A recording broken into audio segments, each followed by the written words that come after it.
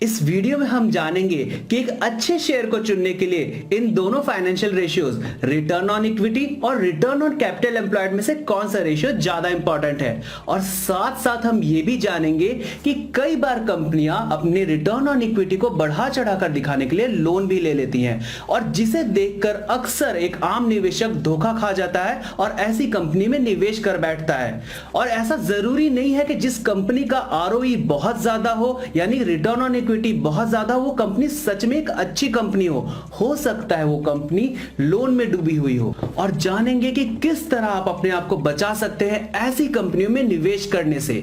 और यह भी जानेंगे कि किस तरह एक एक्सपर्ट लेवल का निवेशक रिटर्न ऑन इक्विटी को कैलकुलेट करता है रिटर्न ऑन इक्विटी के ड्यूपॉन्ट एनालिसिस के साथ, जो कि एक एडवांस लेवल टेक्निक है। ये सारी बातें जानेंगे इस वीडियो में, तो आइए शुरू करते हैं। सबसे पहले हम जानेंगे कि रिटर्न ऑन इक्विटी और रिटर्न ऑन कैपिटल एम्प्लॉयड क्या होता है। शुरुआत हम करेंगे रिटर्न ऑन इक्विटी से। Return on equity financial ratios के एफिशिएंसी रेशियो का पार्ट है, जो हमें यह बताता है कि कंपनी का मैनेजमेंट कितनी एफिशिएंटली, कितनी कुशलता से कंपनी के इक्विटी कैपिटल यानी कि शेयर होल्डर इक्विटी का यूज करके रिटर्न्स को जनरेट कर रहा है। अगर सरल भाषा में इसको समझें तो मान लीजिए कि कंपनी XYZ आईपीओ लेके आती है और उसमें आप उसके शेयर खरीद कर उसके शेयर धारक बनते हैं, तो जो पैसा आपने उन शेयर के एवज में कंपनी को दिया उस पैसे पे कंपनी ने कितना रिटर्न कमाया ये रिटर्न ऑन इक्विटी बताती है। और इतना ही नहीं, रिटर्न ऑन इक्विटी हमें यह पता करने में मदद करती है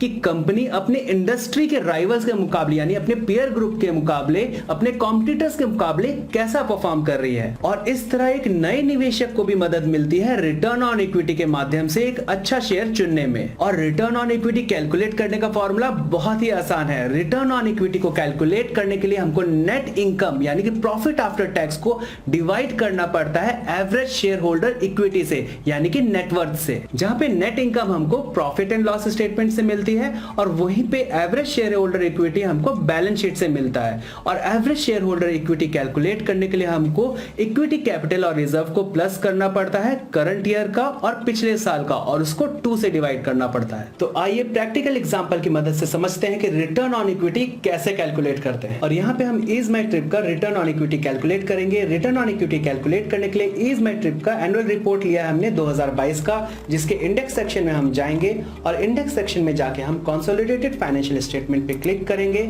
और थोड़ा स्क्रॉल डाउन करने के बाद हमको यहाँ पे बैलेंस शीट मिल जाएगी। इस बैलेंस शीट को हम बड़ा कर लेंगे और इसके इक्विटी सेक्शन में जाते ही हमें यहाँ पे शेयर होल्डर इक्विटी मिल जाता है। इस डेटा को हम कॉपी करेंगे एक्सेल शीट में, 2022 का शेयर होल्डर इक्विटी, फिर प्रीवियस ईयर का शेयर होल्डर इक्विटी यहाँ से लेके कॉपी करेंगे। इसके बाद इन दोनों को ऐड कर देंगे और उसके बाद फिर इसको 2 से डिवाइड कर देंगे और इस तरह हमको मिल जाता है एवरेज शेयर होल्डर इक्विटी। अब हम नेट प्रॉफिट के लिए प्रॉफिट एंड लॉस स्टेटमेंट में जाएंगे। ये रहा profit and loss statement, net profit यहाँ पे ये रहा। इसको हम कॉपी करके एक्सेल में पेस्ट कर लेंगे और इसके बाद जैसा कि रिटर्न ऑन इक्विटी का फॉर्मूला है net profit divide by average share holder equity, तो इसको हम यहाँ पे फॉलो करते हुए नेट प्रॉफिट को डिवाइड कर देंगे एवरेज शेयर होल्डर इक्विटी से और इस तरह हमको यहाँ पे रिटर्न ऑन इक्विटी मिल जाएगा। तो अब तक हमने जाना कि रिटर्न ऑन इक्विटी के क्या क्या फायदे हैं, लेकिन फाइनेंशियल रेशियो के हर एक रेशियोज के साथ कुछ लिमिटेशंस भी होती हैं, कुछ उसकी सीमाएं भी होती हैं। और यहाँ पे रिटर्न ऑन इक्विटी में वो क्या है आइए जानते हैं।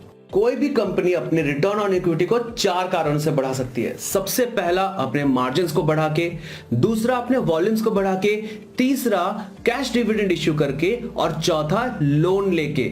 जिसमें पहला और दूसरा रीजन तो ठीक है, कंपनी के लिए पॉजिटिव है, लेकिन तीसरे और चौथे रीजन में अक्सर इन्वेस्टर धोखा खा जाते हैं जहां पे वो रिटर्न ऑन इक्विटी को बढ़ते हुए देखते हैं। तो आइए इसे एक सिंपल एग्जांपल की मदद से समझते हैं। यहां पे मान लीजिए कि कंपनी है XYZ, जिसके 2 सिनारियो हम लेंगे। पहले सिनारियो में कंपनी की पूरी फाइनेंसिंग इक्विटी से हो रही है यानी कि 100% इक्विटी है और दूसरे केस में 50% इक्विटी और 50% डेट है। मान लीजिए कि कंपनी का रेवेन्यू और नेट प्रॉफिट दोनों सेम है, लेकिन इन दोनों सिनारियो में रिटर्न ऑन इक्विटी अलग अलग होगा। और यहां पे जहां पे सिनारियो सेकंड में डेट से फाइनेंसिंग हो रही कंपनी की, उसका रिटर्न ऑन इक्विटी ज्यादा होगा कंपेयर टू सिनारियो 1 जहां पे 0 डेट है। तो आइए इसको एक और एग्जांपल की मदद से और बेहतर समझने की कोशिश करते हैं और यहां पे हम 2 कंपनी को कंपेयर करके देखते हैं। मान लीजिए कि एक कंपनी है XYZ लिमिटेड और दूसरी कंपनी है है एबीसी लिमिटेड। और एबीसी लिमिटेड की कंपैरिजन में कंपनी XYZ का सेल्स भी ज्यादा है, नेट प्रॉफिट भी ज्यादा है, नेट प्रॉफिट मार्जिन भी ज्यादा है और एसेट टर्नओवर भी ज्यादा है। और साथ साथ सबसे इंपॉर्टेंट चीज, इस कंपनी पे जीरो डेट है, कोई लोन ले नहीं रखा इसने। वहीं पे अगर हम देखें एबीसी लिमिटेड में, जिसके इसकी सेल्स भी कम है, इसकी नेट प्रॉफिट मार्जिन भी कम है, नेट प्रॉफिट भी कम है और एसेट टर्नओवर भी कम है, लेकिन इस कंपनी ने अपनी फाइनेंसिंग 50% लोन से किया है। और इस केस में कंपनी एबीसी लिमिटेड जो XYZ लिमिटेड से हर मापदंड में पीछे है, उसका रिटर्न ऑन इक्विटी ज्यादा दिखाई देगा कंपेयर टू कंपनी XYZ।